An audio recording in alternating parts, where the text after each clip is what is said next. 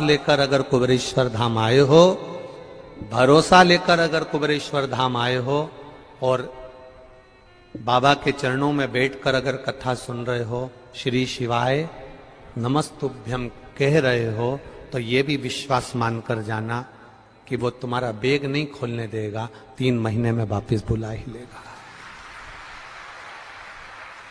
भरोसा रखिए, विश्वास, दृढ़ता।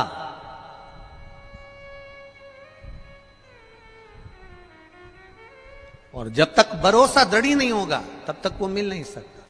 एक बच्चे को माता पिता गर्मी की छुट्टी में अपने माता पिता के यहां ले जाते थे, दादा दादी के। बच्चा रोज हर गर्मी की छुट्टी में दादा दादी के यहां जाता था। बच्चा हर गर्मी की छुट्टी में दादा दादी के यहां पहुंचता था।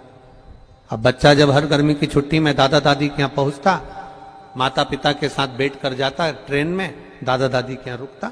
समय बीतता गया, बच्चा थोड़ा बड़ा हो गया बच्चा। तो बच्चे ने कहा, पापा पिताजी अब की बार मैं अकेला चले जाऊंगा दादा दादी, अगर आपको छुट्टी नहीं मिल रही तो मैं चले जाता हूं, अकेला चले जाता हूं। अब बच्चे ने जिद करी तो पिताजी ने एक पर्ची लिखी और पर्ची लिखकर पिताजी ने उसकी जेब में डाल दी और उसको ट्रेन में बिठा दिया। ट्रेन में बिठाया, वो जाने लगा। अकेला जिंदगी में पहली बार गया था, पहली बार घर से बाहर निकला था। अब पर्ची डालकर जेब में पटक दी और उसको वो चल दिया। ट्रेन में बैठा, बेटा घबराना नहीं हो, चिंता मत करना हो, मजा आएगा, तेरे चाचा जी मिलेंगे, तेरे काका जी मिलेंगे, वो तुझको उतार लेंगे, तो टेंशन मत लेना हो। बच्चा जा रहा है, उसको थोड़ा सा भय लगा। जैसे ही टीसी आया, चेकर आया और उसको भय लगा। जब उसको भय लगा तो उसने सोचा कि ना जाने पिताजी ने जेब में क्या रखा है, देखूं तो सही। और उसने जेब में से पर्ची निकाली और पर्ची निकाल कर जेब में से पढ़ा तो उस पर्ची में लिखा था, चिंता मत कर, बैठे रहे, मैं पीछे वाले डब्बे में बैठा हूं, तो टेंशन मत ले। बच्चा निर्विज्ञ हो गया। अब बच्चे को रत्ती भर की चिंता नहीं है, अभी टेंशन था, अभी चिंता थी।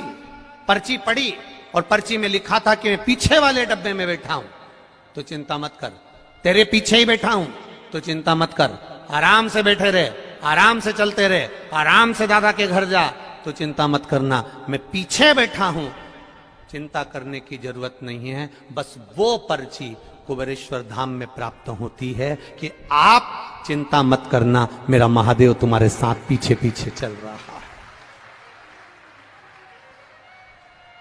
अकाल मृत्यु वो मरे जो काम करे चंडाल का, काल उसका क्या बिगाड़े जो भक्त हो महा। वो चल रहा है तुम्हारे पीछे पीछे, हर पल, हर घड़ी, हर क्षण चल रहा है।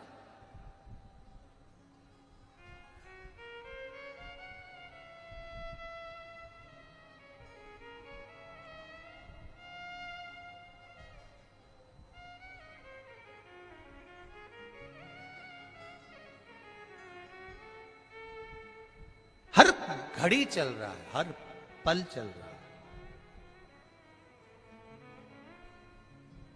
आज एक दिल्ली की कोई बहन, कोई मिलिट्री में उनके पति हैं, उनके साथ आई हुई है और वो जहां हम कक्ष में हैं उस कक्ष के आगे टिक कर बैठी थी और उसकी बात चल रही थी। तो वो बात में कह रही थी कि गुरुजी ने रुद्राक्ष वितरण, उसके पति ने कहा कि सबको सूचना दी कि रुद्राक्ष के लिए आना, और गुरुजी ने रुद्राक्ष वितरण नहीं किया, बंद कर दिया कारणवश। उसकी पत्नी के शब्द, उस मिलिट्री मैन की उस धर्म पत्नी, कहीं पर बैठे होंगे वो दोनों, तो उस धर्म पत्नी के शब्द कितने सुंदर थे। शायद आपकी जिंदगी के लिए शब्द बहुत कीमती होगा। उसकी धर्म पत्नी ने एक ही शब्द कहा, आपको परेशानी हो रही है यहां बैठने में, आपको दिक्कत हो रही है यहां बैठने में? नहीं नहीं नहीं, क्या कहना चाहती है? अब रुद्राक्ष तो मिल ही नहीं रहा, भले ना मिले। मैं भोलेनाथ जी से ये कह कर जा रही हूं, मेरी जिंदगी में, मेरे बच्चों की जिंदगी में, मेरे पति की जिंदगी में कभी रुद्राक्ष की जरूरत ही नहीं पड़े, बस ऐसी कृपा करना, ऐसी करुणा करना। हम आए हैं, वो दोनों बात कर रहे हैं, वो और भी लोग उनके साथ बैठे हुए थे, उनसे उनकी चर्चा चल। हमने कहा क्या सुंदर शब्द है, एक माता का ये शब्द जीवन को सार्थक करने वाला है। आप भी जब यहां से जाओ तो मेरे बाबा से कहकर जाना, बस तू मेरे साथ चलना, बाकी का सब तो, पूरी दुनिया मेरी हो जाएगी, बस तू मेरा हो गया तो सब हो गया।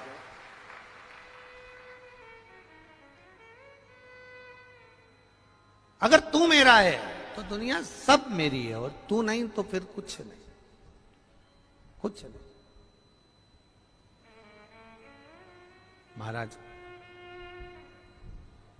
भगवान का एक नाम है भिक्षुवर, और भिक्षुवर अवतार की कथा कल चल रही थी। भगवान शंकर जब सत्यारथ के मर जाने के बाद उसकी धर्म पत्नी गर्भ से थी, और वह धर्म पत्नी भी बच्चे को जन्म देकर घाट पर छोड़कर जब पानी पीने के लिए गई तो घड़ियाल ने, मगर ने उसको पकड़ लिया और वो धर्म पत्नी भी मर गई। पार्वती जी के मन में संशय आ गया था, पार्वती जी के मन में संशय प्रकट हो गया था कि ये शंकर भगवान की उपासना करता है, ये शिव का भजन करता है। राजा सत्यारथ शंकर भगवान को जल चढ़ाता है, राजा सत्यारथ भगवान शंकर की आराधना करता है, शिव की आराधना करता है, उसके बाद भी इसके प्राण छूट गए। इसकी धर्म पत्नी वो भी भगवत भजन में डूबी रहती है, उसके प्राण छूट गए। इसकी राज सत्ता चली गई, उसका वैभव चले गया, उसका बच्चा नदी के घाट पर पड़ा हुआ है। शिवजी के सामने प्रश्न का अंबार था, भगवान शंकर के सामने ढेर प्रश्न थे।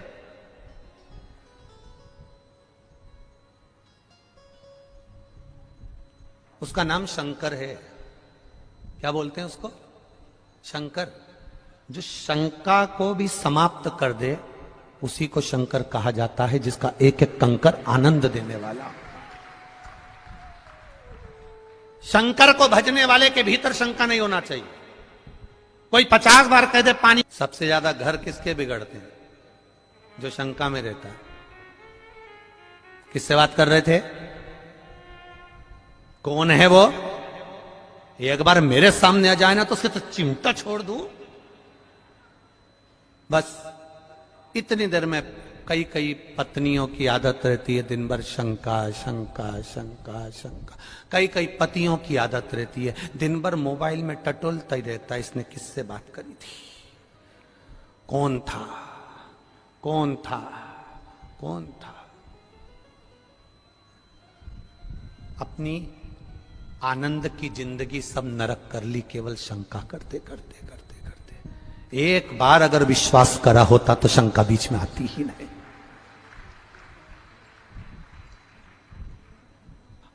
हमारे सनातन धर्म के अंदर, हमारे सनातन धर्म के अंदर शंका का कोई काम नहीं होता। हमारे सनातन धर्म के अंतर्गत केवल विश्वास करा जाता है कि पत्थर की मूर्ति में भी राम होता है। हमारे सनातन धर्म के अंतर्गत शंका का कोई काम नहीं होता। हमारे सनातन धर्म के अंतर्गत केवल विश्वास होता है कि रामचरितमानस के एक एक पन्ने में एक एक शब्द में राम समाया होता है, उसको समझने वाला होना चाहिए। हमारे सनातन धर्म के अंतर्गत शंका नहीं होती। हमारे सनातन धर्म के अंतर्गत विश्वास होता है कि गौ माता के अंतर्गत 33 कोटि देवी देवता विराजमान होते हैं। यह विश्वास है हमारा, यह विश्वास है हमारा। हमारे सनातन धर्म के अंतर्गत तिरुमाला के पर्वत पर जाते हैं तो वेंकटलाल का दर्शन करते हैं, गोवर्धन पर्वत पर जाते हैं तो गिरिराज जी का दर्शन करते हैं, हम कामतगिरी पर्वत पर जाते हैं तो कांतानाथ जी का दर्शन करते हैं, हम काशी में जाते हैं तो गंगा की लहरों में भी गौरा का दर्शन करते हैं। हम सनातन धर्म के अंतर्गत एक एक बच्चे में राम देख लेते हैं और एक एक बेटी में सीता का दर्शन कर लेते हैं। यह सनातन धर्म का विश्वास है। सनातन धर्म में शंका का कोई काम नहीं, पर फिर भी दुनिया के लोग उसको शंका उत्पन्न कराते हैं। दुनिया के लोग जान करके शंका, क्या होता है शंकर जी पे जल चढ़ाने से, क्या होगा मंदिर जाने से, क्या होगा लोटा भर के पानी चढ़ाने से। तो जो तुमसे कहे कि लोटा भर के पानी चढ़ाने से कुछ नहीं होता, तो उससे कहना ये ज्ञान देने से भी कुछ नहीं होता। तू हमको काय को ज्ञान दे रहा है कि लोटा भर के पानी चढ़ाने से क्या होगा? ये तो हमारे भीतर की सोच है, ये तो हमारे भीतर का भाव है।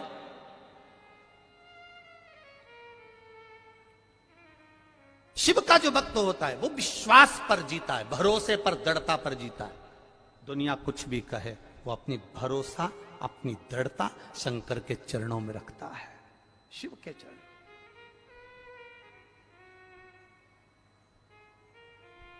पार्वती, तुमने राजा सत्यारथ का जीवन देखा है, तुमने राजा सत्यारथ के लिए, तुम कह रही हो कि राजा सत्यारथ पूजन करता था, पाठ करता था, अर्चना करता था, शंकर को जल चढ़ाता था, शिवालय जाता था, और उसकी धर्म पत्नी भी जल चढ़ाती थी, शिवालय जाती थी, उसका बच्चा पड़ा हुआ है, उसका पूरा वैभव चले गया। शंकर की आराधना करने वाले को इतना कष्ट होगा, शिव की आराधना करने वाले को इतना दर्द होगा, शंकर की आराधना करने वाले को इतना दुख होगा, ये तो होना नहीं चाहिए था। ये दुख कैसे आया?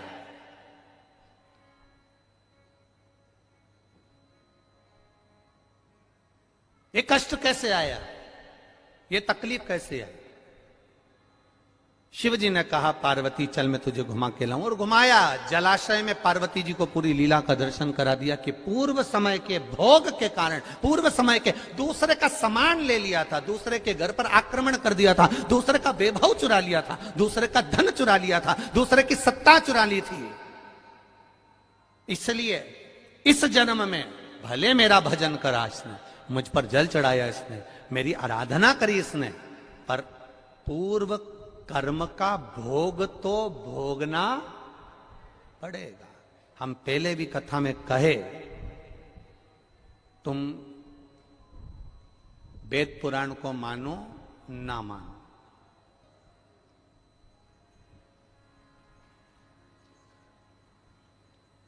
तुम धर्म शास्त्र को मानो ना मानो,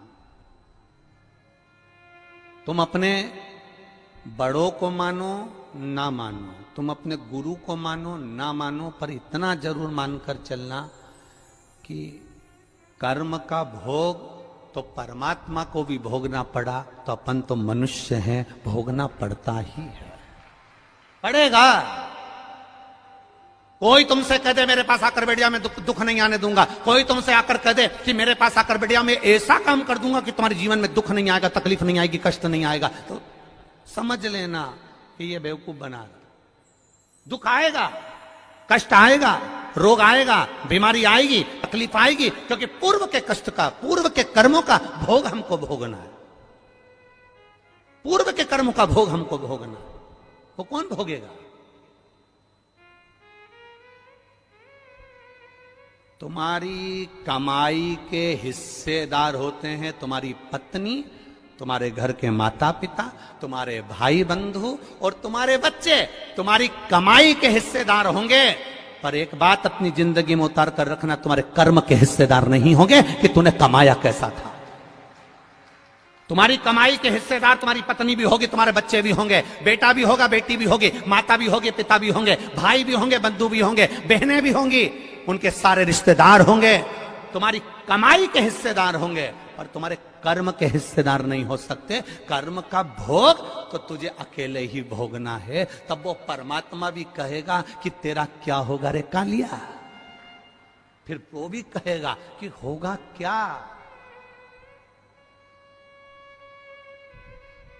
क्या कर्म करेगा। कोई दूसरा नहीं भोगेगा, हमें भोगना है, हमें।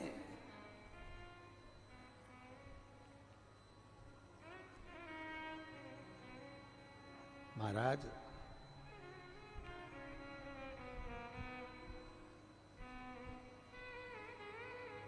कर्म का भोग तो भोगना, कोई दूसरा नहीं भोगने वाला। पार्वती, सत्यरथ को कर्म का भोग भोगना था, पूर्व में इसका वैभव इसने दूसरे का चुराया था, इसलिए आज इसका वैभव चले गया। पूर्व में इसने जो कर्म किया था उसके कारण इसका ये कर्म चले गए। तो फिर आपको लोटा भर के जल चढ़ाने का फायदा क्या हुआ है?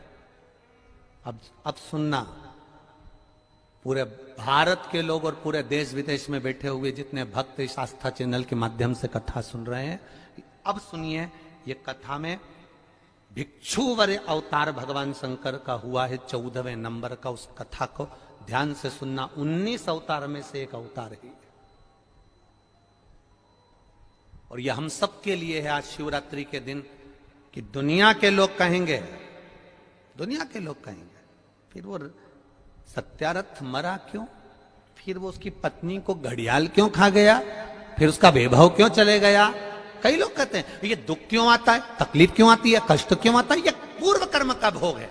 फिर हमने शंकर जी को जल चढ़ाया, शिव जी की आराधना करी, शंकर को हमने पानी चढ़ाया, शंकर जी के मंदिर गए, शिवालय गए, देवालय गए। फिर उसका फायदा क्या हुआ, उसका लाभ क्या हुआ? तो फिर शंकर भगवान ने पार्वती जी से कहा अब उसका जल चढ़ाने का लाभ तुम देखो पार्वती, तुम देखिए। देवराज नाम का चोर ब्राह्मण था, ब्राह्मण कुल में जन्मा था, पर चोरी कर कर धन लाया। चोरी कर, व्यक्ति चोरी कब करता है? चोरी कब करता है? जब उसको बहुत सारे धन की जरूरत पड़ती है। जब तक वो चोरी नहीं करेगा। भगवान ने जितना बड़ा पेट दिया है ना, 1 बीता का दिया तो 1 बीता का, 2 बीता का दिया तो 2 बीता का, जितना बड़ा पेट दिया है भगवान ने उसको पेट दिया तो पेट भरने के लिए भगवान ने उसको भोजन भी दिया। ये पेट भरने की जवाबदारी तो मेरे भोलेनाथ की है, पर पेटी भरने की जवाबदारी मेरे भोलेनाथ की नहीं है। पेट जितनी जवाबदारी मेरे शंभू की है, पेट जितनी जवाबदारी मेरे शंकर की है, पेट जितनी जवाबदारी मेरे कुबेर भंडारी की है, पेट जितनी जवाबदारी है तो भरेगा वो। बस इस पेट से हटकर जब दूसरा कहीं काम, लोभ, आसक्ति, वासना, तृष्णा, देवराज के साथ हुआ क्या था? देवराज की पत्नी थी, बच्चे थे, जो पत्नी थी, बच्चे थे, उनके पेट भरने की जवाबदारी भी भोलेनाथ की थी। भोलेनाथ ने पेट भरा, पर दिक्कत कहां खड़ी हो गई? जब देवराज अपनी बुद्धि को भ्रष्ट कर लिया। बुद्धि कब भ्रष्ट हुई? जब देवराज ने एक सुंदर कन्या को देख लिया, सुंदर स्त्री को देख लिया, स्त्री के चक्कर में पड़ गया। स्त्री ने कहा मुझे सुंदर सोने का हार ला कर दो, उसने हार ला कर दिया। मुझे सुंदर ये सामान ला कर दो, उसने ला कर दिया। अब उसके पास जितना धन था उसने खर्च कर दिया, अब कहां से लाएगा? तो उसने फिर चोरी करना प्रारंभ करा। जब अति होने लगती है, जब किसी चीज की जरूरत ज्यादा पड़ने लगती है, तब वो चोरी करना प्रारंभ करता है।